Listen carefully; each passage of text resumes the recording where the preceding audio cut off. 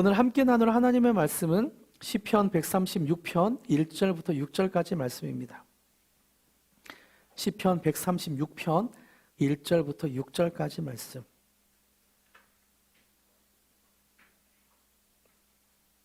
교독하시고 마지막 6절은 한 목소리를 읽겠습니다. 제가 먼저 읽습니다.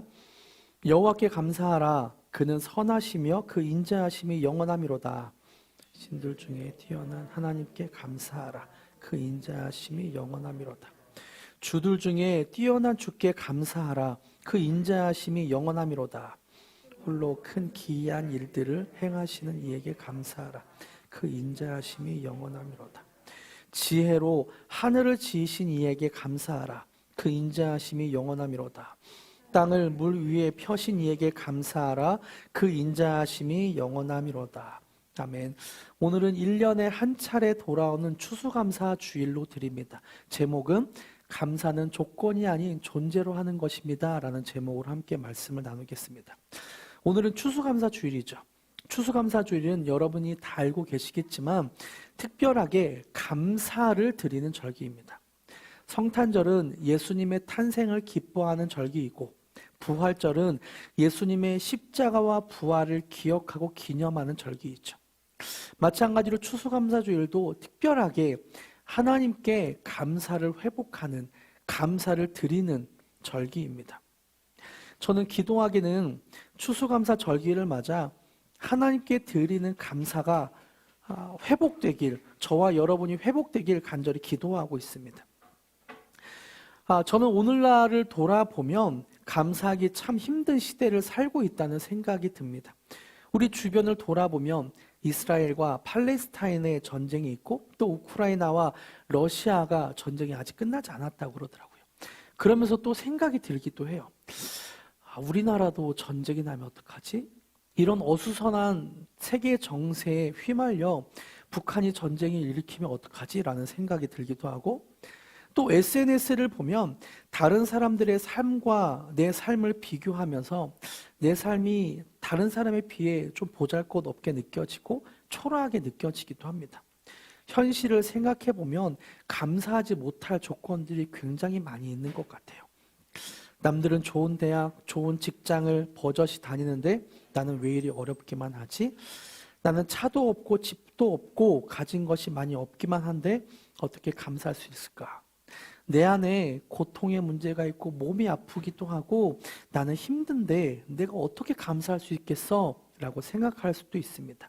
그래서 우리 삶에서 점점 감사를 잊게 되는 것 같아요.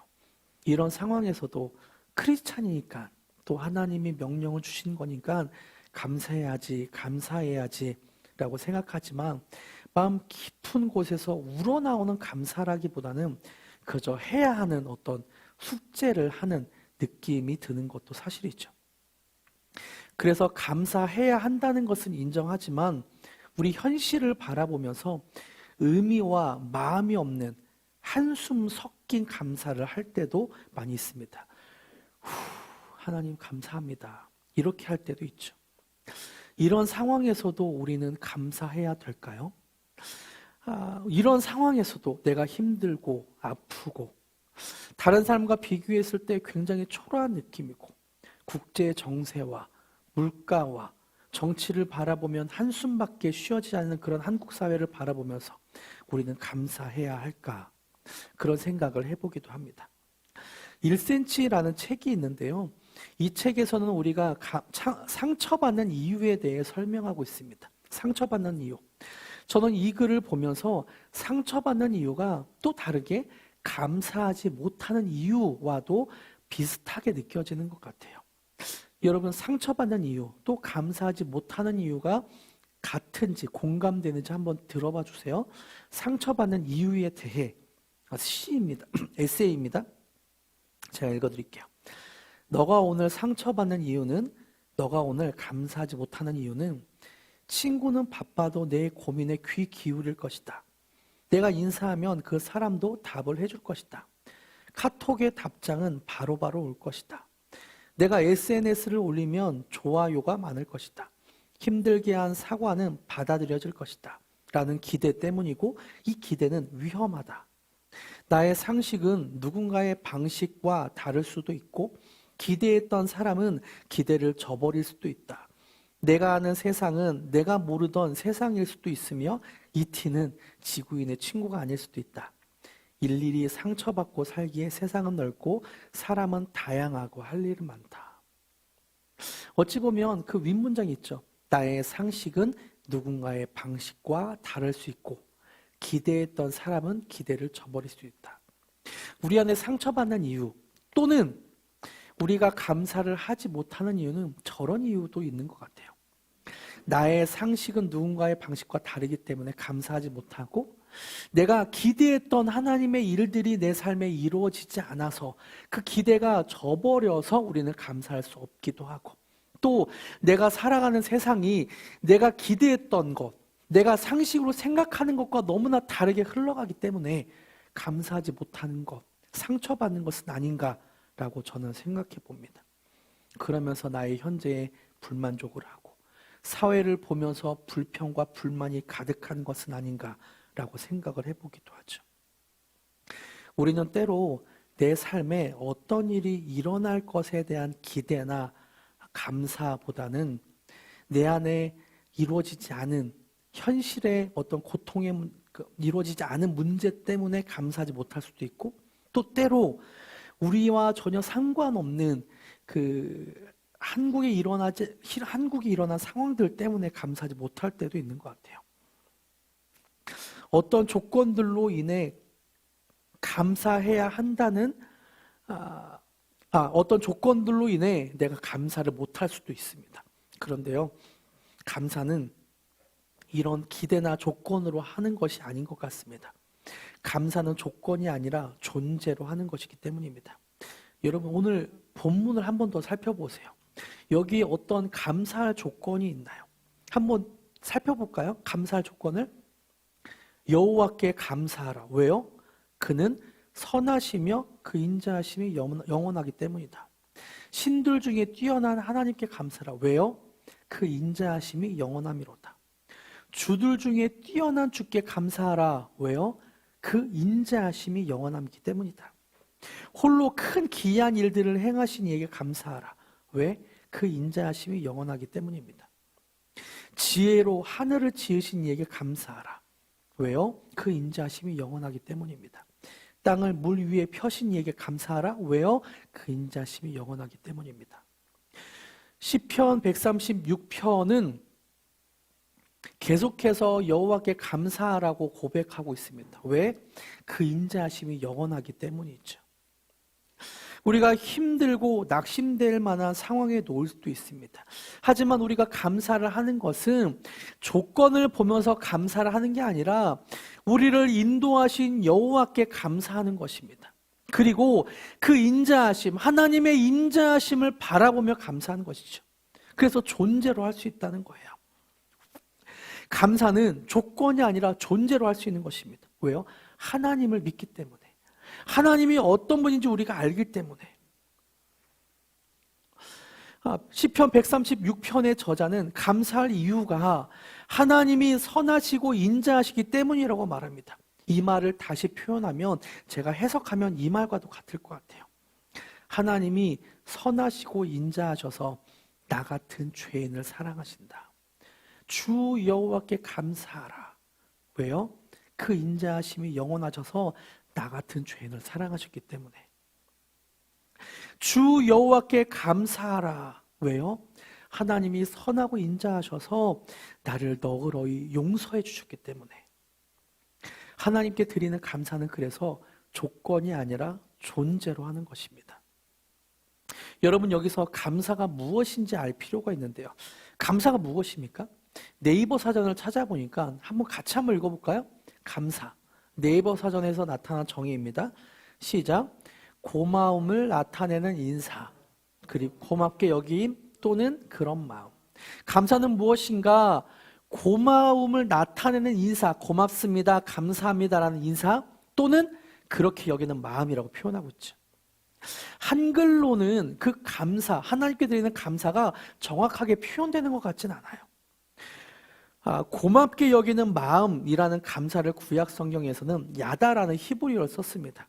이 말은 던지다, 고백하다, 쏘다, 감사하다, 또 찬양하다, 고백하다라는 의미까지 쓰고 있어요. 그래서 감사는 하나님께 감사를 던지는 거예요. 하나님께 감사를 쏘는 거예요. 찬양과 감사가 함께 있는 거죠. 나의 조건이나 마음의 상태가 중요한 것이 아니라 그냥 하나님께 감사를 던지는 거예요. 나를 사랑하신 인자하신 하나님께 감사를 던지는 것이고, 나를 구원하신 예수님께 존재로 감사와 찬양을 드리는 것입니다. 이게 감사예요. 그냥 감사합니다라고 말로 여기고 마음으로 여기는 마음이 아니라, 히브리어의 원래 의미는 마음이 그렇지 않아도, 내 상황이 그렇지 않아도 감사를 던지는 것입니다. 찬양을 그냥 던지는 거예요. 이게 히브리어의 원어의 의미죠. 여러분, 그래서 감사는 저는 이렇게 표현하고 싶어요. 비밀의 문을 여는 열쇠와 같습니다. 중요한 문장이니까 제가 다시 한번 읽어드릴게요. 감사는 비밀의 문을 여는 열쇠와 같습니다. 같이 한번 따라해 볼까요? 감사는 비밀의 문을 여는 열쇠와 같습니다. 열쇠를 갖고 있다는 것이 중요한 것이 아니라 열쇠를 사용하는 것이 중요한 것이잖아요. 감사를 던지다 보면, 말 그대로 감사를 쏟아 보면 하나님의 비밀의 문을 열고 하나님이 부어주시는 마음이 되더라고요. 감사는 과거의 일을 감사하는 것이지만 현재와 미래에서 그 감사의 영향력이 생기더라고요. 그래서 감사를 통해 과거에 감사를 하면 현재에 하나님이 주시는 기쁨과 평안을 누리게 되고, 뿐만 아니라 미래에 하나님이 열어놓으신 그 길을 우리가 갈 수 있게 해주게 됩니다. 그래서 감사는 비밀의 문은 열쇠와 같아요. 감사는 과거의 일을 감사한 것이지만 이 감사를 통해 현재 하나님이 주시는 평안과 은혜, 만족감을 얻게 되고 행복을 얻게 되고, 그리고 또 미래에 하나님이 열어놓으신 하나님의 길로 뚜벅뚜벅 걸어가게 하는 열쇠와 같습니다. 크리스천은 과거에 머물러 있는 사람이 아니죠. 내가 과거에 어땠는데, 내가 과거에 이랬는데, 내가 과거에 성경 몇 번 읽었어, 내가 과거에 뭐 기도를 얼마나 했어, 여기에 매여 있는 사람이 아닙니다. 내가 과거에 시장이었어, 내가 과거에 얼마나 잘 나가는 사람인지 알아? 거기에 매여 있는 사람이 아닙니다. 크리스찬은 현재와 미래를 위해 살아가는 사람이죠. 현재에 하나님이 주시는 평안과 은혜를 누리며 하나님이 인도하시는 그 길을 따라 한 걸음 한 걸음 나아가는 사람이고, 또 미래에 하나님이 우리에게 약속하신 그 약속을 힘입고 기대하며 우리의 인생을 어떻게 인도하실지에 대한 기대함을 가지고 살아가는 사람. 그래서 크리스찬은 현재와 미래를 위해서 살아가는 사람입니다. 우리에게 약속하신 천국의 소망을 두고 살아가는 사람이죠. 우리의 인생을 인도하실 것에 대한 확실한 믿음을 가지고 우리의 인생을 기대하며 살아가는 사람인 것이죠. 그래서 크리스찬은 과거에 매여 있는 사람이 아니라 현재와 미래를 살아가는 사람입니다. 그래서 우리는 감사할 수 있는 거예요. 과거의 일을 감사하지만 현재에 하나님이 주시는 평안을 누리고 미래에 하나님이 우리를 인도하시는 것들을 기대하며 살아갈 수 있는 것이 신앙인입니다. 그런데요, 이렇게 감사해야지라고 생각하지만 우리 현실을 바라보면 감사하지 못할 때도 솔직하게 있는 것 같아요. 그래서 아까 표현했던 대로 한숨을 푹 쉬면서 아이고 감사해야 되는데, 아이고 감사해야 되는데 라고 생각될 때도 있어요. 왜 우리 마음엔 자동스럽게 자동으로 그런 생각들이 들까요? 본능처럼 그런 생각이 들까요? 첫 번째로 욕심이 많기 때문입니다. 욕심은 현재를 계속 불만족하게 만들고, 또 욕심이 많은 사람은 감사하기 힘듭니다. 그리고 두 번째로 비교하기 때문입니다. 남들보다 내가 부족한 것 같고 남들과 비교했을 때 모자란 모습에 감사하지 못하는 것이죠. 욕심이나 비교는 우리를 감사하지 못하게 합니다. 욕심이나 비교는 하나님 앞에 감사의 삶을 살아가지 못하게 해요. 욕심이나 비교는 나의 마음에 불만족을 만들고 상처를 만들고, 불만족과 상처를 받으면 우리 감정이 상하죠. 그리고 그 마음에 불만족이 불평과 불만과 미움과 증오심과 분노로 이어지게 됩니다. 이런 모습이 신과 함께라는 영화에서 고스란히 보여주더라고요. 여러분, 신과 함께 보셨나요? 안 보셨나요? 신과 함께 줄거리를 다 설명드릴 수는 없고 그냥 그 중앙에 그 안에 있었던 그 내용 한 토막을 설명을 드리면, 신과 함께 2편에서 강림 역할을 맡은 하정우가 있습니다. 강림 역할이 저승사자인가요? 조금 불온한 영화 이야기를 해서 죄송합니다. 이런 어떤 그 불교의 이야기 또는 그 힌두즘의 이야기를 해서 죄송한데요. 어쨌든 그게 중요한, 뭐 불교의 이야기가 중요한 게 아니라 그 하정우가 어떻게 질투에 목을 메고 질투 때문에 자기 인생을 못 살았는지를 보고 싶어서 그래요. 비교 때문에. 하정우의 아버지는 장군이었어요. 그 당시에 굉장히 큰 나라의 장군이었는데, 아버지가 양자로 노예를 양자로 삼아요. 근데 노예가 굉장히 그 싸움을 잘하는 거예요. 전쟁을 잘하는 거예요. 그러니까 아버지가 동생을 자꾸 인정해주는 말을 하죠. 그러니까 하정우가 자기가 진짜 친아들인 하정우가 그 마음에 시샘이 되는 거예요. 자꾸 동생과 비교하면서 동생을 질투하게 되는 거죠. 그래서 결국 하정우는 아버지를 죽게 만듭니다.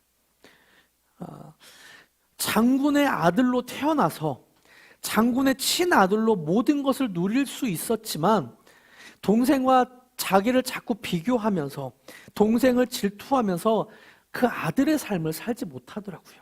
자기의 삶을 살지 못하고 자기의 삶에 자꾸 불만족하게 되고 불평하게 되고, 심지어 아버지를 죽게 하고 동생 또한 죽게 합니다. 비교하면 자신의 초라함 때문에 자존감이 낮아지고, 또 나보다 높아 보이는 사람을 시기하고 질투하게 만들죠. 그래서 하나님이 주시는 은혜로 살지 못하게 합니다. 분노와 원망 속에 살 수밖에 없게 만들어줘요. 비교하게 되면 하나님의 아들로 살 수 없게 만듭니다. 저는 이곳이 지옥이라고 생각해요. 욕심이나 비교 때문에 지옥을 살아가는 인생이 되는 것이죠. 그래서 삶에 하나님께서 주신 감사를 지키는 것은 아주 중요한 겁니다. 하나님 앞에 감사를 던지는 것, 그 감사를 지키는 것은 굉장히 중요해요. 조건 때문에 감사하는 것이 아니라 존재 자체로 감사를 지키는 것이 굉장히 중요한 문제입니다. 이것을 알기 위해서는 우리의 삶에서도 지켜야 할 것을 생각해 보면 쉽습니다. 여러분, 교통법규, 운전하는 사람이 교통법규를 지키는 것이 굉장히 중요합니다. 운전하신 분들은 신호등을 지키죠. 신호등은 빨간불일 때는 안 가고 파란불일 때는 가요. 왜 이렇게 지키나요? 교통법규를. 왜냐하면 안전하기 때문에 그렇게 지키는 거죠. 내 마음대로 신호등이 있지만 내 마음대로 가겠다고 하면 언젠가 그 차는 사고가 날 수밖에 없습니다. 위험하기 때문에 교통법규를 지키는 거예요. 이렇듯 하나님이 우리에게 감사하라고 한 것 또한 교통법규와 같아요. 감사를 지키면 우리 안에 건강한 신앙생활이 되고, 감사를 계속 던지다 보면 그 감사가 우리의 신앙을 지켜줘요. 그런데 그 감사를 잃고 계속 비교와 어떤 불만 속에 살아가다 보면 그 비교와 불만이 우리의 이 신앙을 좀먹게 됩니다. 그래서 우리가 때로 감사를 지키는 것 같지만 그 감사가 우리의 신앙을 지켜줘요. 교통법규가 때로 귀찮기도 하고, 왜 이것을 해야 되지? 내가 왜 안전벨트를 해야 돼? 내가 왜 빨간불일 때 가면 안 돼? 새벽에 차도 없는데 내가 갈 수 있지? 라고 생각할 수도 있어요. 당연히 상황에 따라서 교통법규를 내가 안 지켜도 되잖아 라고 생각할 수도 있어요. 그런데요, 내가 곧 교통법규를 지키는 게 아니라 내가 곧 교통법규를 지키는 그것이 나를 지켜주더라고요. 마찬가지로 내가 감사를 지키는 것이 아니라 감사가 내 신앙을 지켜줍니다. 신앙생활 하면서 하나님이 특별한 은혜를 주실 때가 있어요. 때로 뭐 방언을 말하기도 하고 성령님의 강력한 불같은 임재를 느낄 때도 있고 어떤 환상이나 이적을 볼 때도 있습니다. 하나님이 마음 가득하게 막 느껴지는 거예요. 하나님의 사랑이 느껴지고 하나님의 임재가 가득하게 느껴질 때도 있습니다. 특별한 은혜가 있을 때도 있어요. 하지만 이런 특별한 은혜는 지속되진 않아요. 이렇게 특별한 은혜를 주실 때에는, 하나님이 뜨거운 경험을 주실 때에는 우리는 더 신앙에 열정적이게 되고 하나님을 위해 더 많은 일을 하고 싶어지게 돼요. 근데 너무나 귀한 일이죠. 하지만 이것이 신앙생활의 전부가 아닙니다. 특별한 하나님의 뜨거운 경험이 신앙생활의 한 축이라면 또 다른 한 축이 있습니다. 그것은 일반적으로 우리가 하나님을 지키는 거예요. 감사를 지키고 예배 시간을 지키고 하나님과의 관계를 위해서 큐티 시간을 지키고 이렇게 지키다 보면 내가 이것을 지킨다고 생각하지만 이 지킨 것들이 나의 신앙을 지켜주게 되더라고요.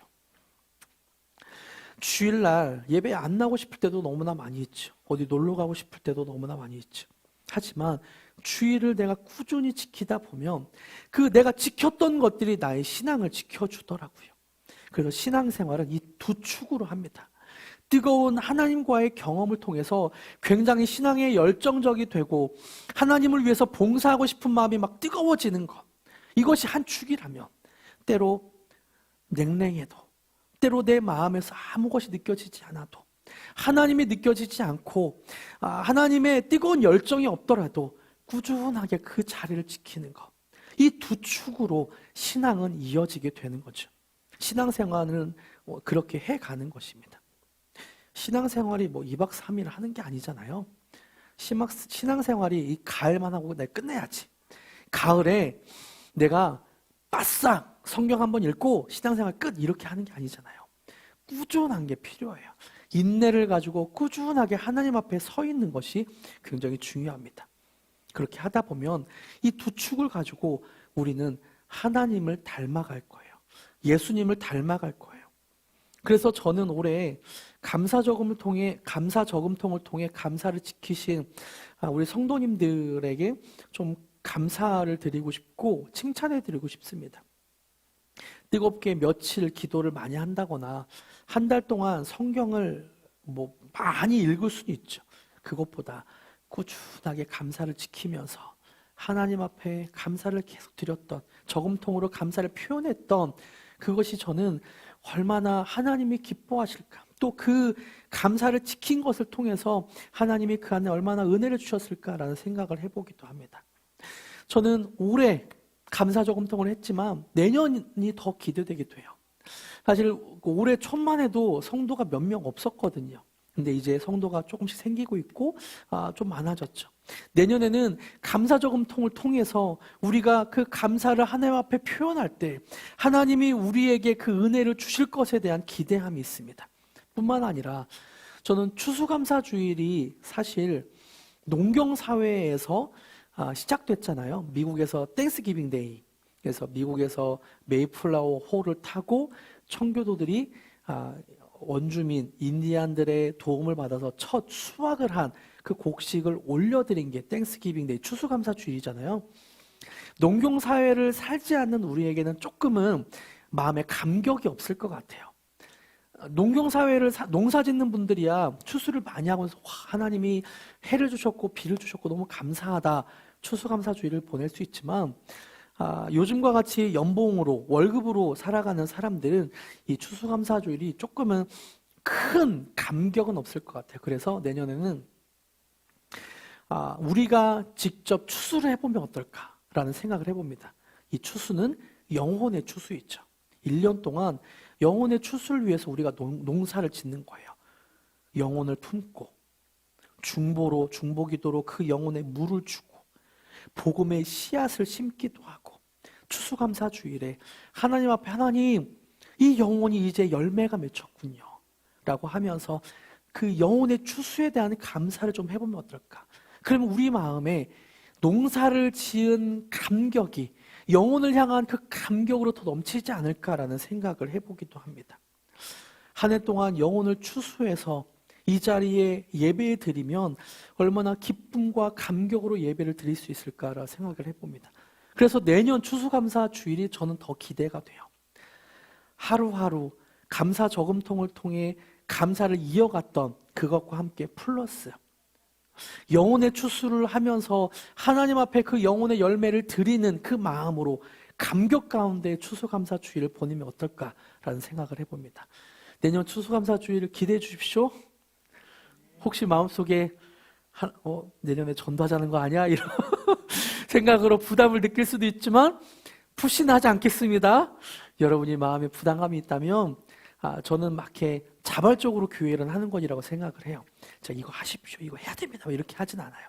하지만 우리 마음속에서 조금 더 하나님이 주신 부담감이 있다면 동참해보고 그리고 그 감격을 회복하는 저와 여러분이 되길 축복합니다.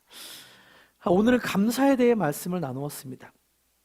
저는 2023년 추수감사 절기를 보내면서 우리 성도님들의 삶의 감사가 회복되길 간절히 기도했어요. 왜냐하면 감사는 비밀의 문을 열쇠이기 때문이에요. 하나님의 비밀의 문을 여는 열쇠. 오늘의 문을 열고 미래의 문을 열기 위해서 감사하길 간절히 기도했습니다.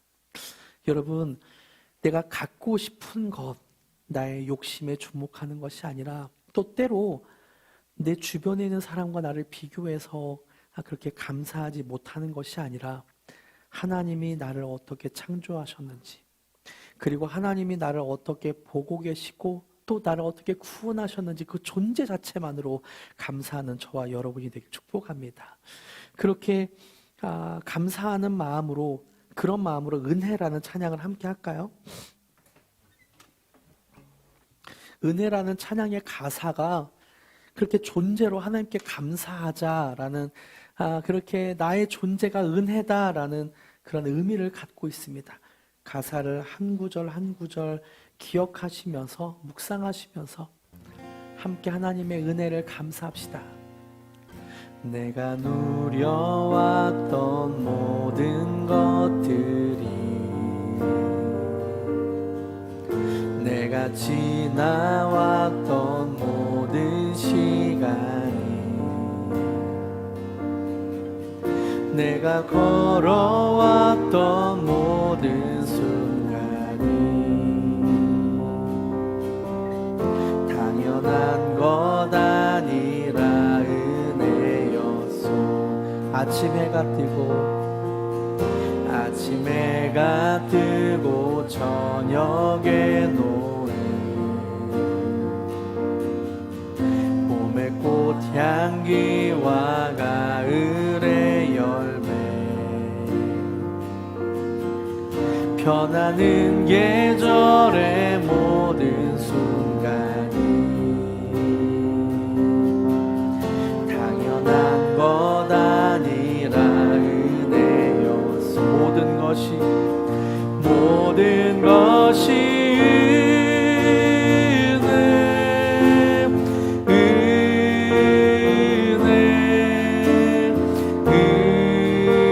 은혜 한없는 은혜 내 삶에 당연한 것 하나도 없었던 것을 모든 것이 은혜였소. 2절입니다. 내가 이 땅에 태어나 사는 것 어린아이 시절과 지금까지 숨을 쉬며 살며 꿈을 꾸는 삶 당연한 것 아니라 은혜였소. 내가 하나님의 자녀로 살며 내가 하나님의 자녀로 살며 오늘 찬양하고 예배하는 삶 복음을 전할 수 있는 축복 당연한 것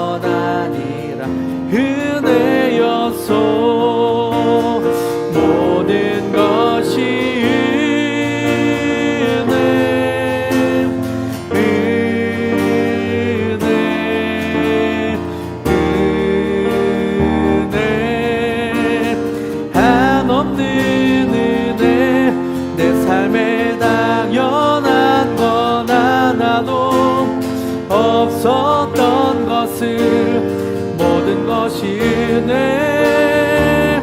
은혜, 모든 것이 은혜, 모든 것이